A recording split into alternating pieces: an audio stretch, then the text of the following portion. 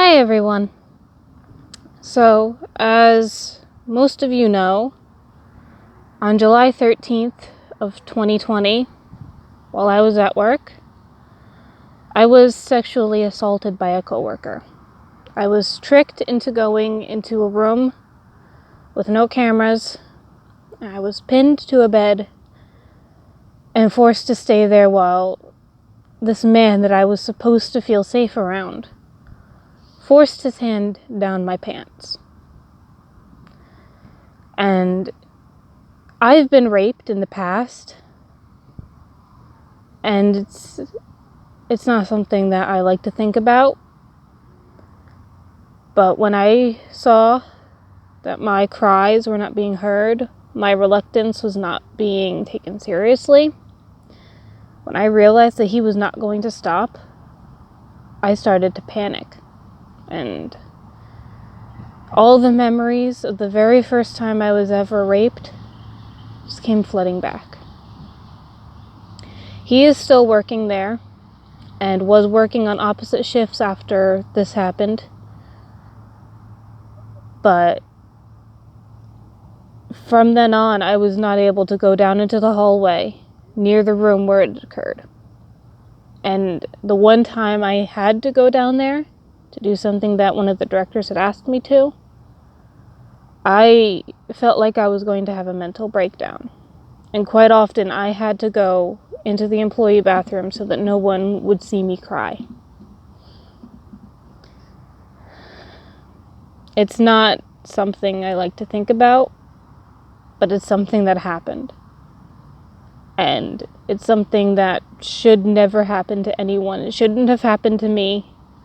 And I believe in my heart that I am not the first of his victims, and I will not be the last. I've written a poem about what happened to me. It's not a very good poem, not in the least bit, but a lot of activists write poetry about their experience with rape and domestic violence and sexual assault.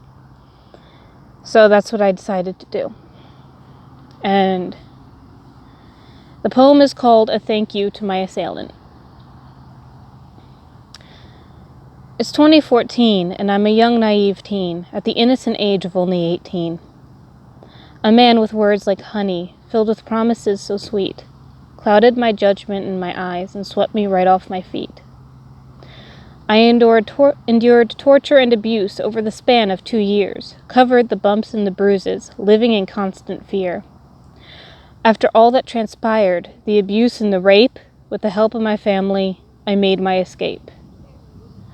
I built myself a brick wall to help me forget the pain. But you tore it down and brought those memories back again. It's 2020. Now I'm an adult at 24. And I remember as clear as day when you tricked me into going behind that door. You tricked me into leaving the safety of the cameras with your wicked strategy. You pinned me down and forced me to play a part in your twisted fantasy. And all I could think of is, why me? Why again? Haven't I earned my keep? Wasn't the last time the end? The end of the pain, the end of the fear, the end of the hiding, the end of the tears. Why do I find myself once again the victim, afraid and powerless, failed by the system? But I won't stay silent. I won't sit still. I won't back down. This is not a drill. We are at war with those who take what's not theirs. We fight a battle for our mothers, sisters, and daughters. And so this is what I declare.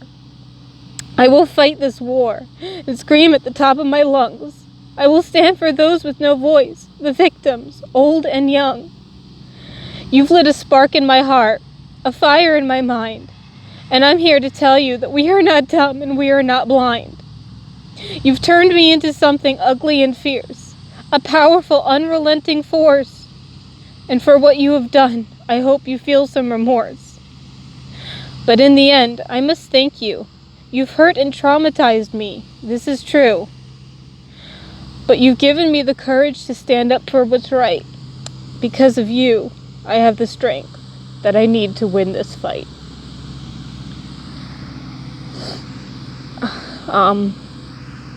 Yesterday, I quit the job that I was at where this happened. It was out of the blue. I went there expecting to do my shift and go home. I was honestly going to give it until Thursday before I decided whether or not I was going to quit. But something just told me that quitting now is what I had to do, because I couldn't do it anymore. I could not take feeling afraid of being at work. When I go to work, I should be able to do my job and not have to worry about what's around the next corner. I should not have to worry about seeing him. When I look down the hall, I should not have to take a double glance at someone because I thought for a split second from a distance that that was him. I should not be terrified. And it haunts me still. My very first assault. That still haunts me to this day, and I think about it whenever I see stories like this, and it's still traumatizing. I loved this job, but this man ruined it for me. He ruined something that I loved.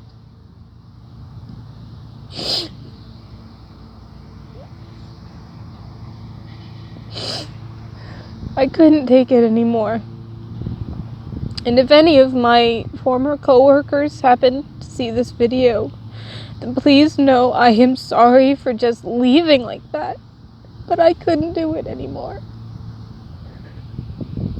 I couldn't take being afraid anymore. I just couldn't.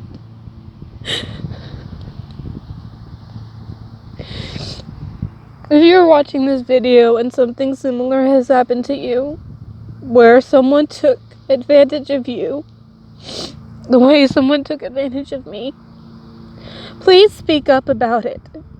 You are not alone in this fight, and you have resources. You have people who will stand up for you.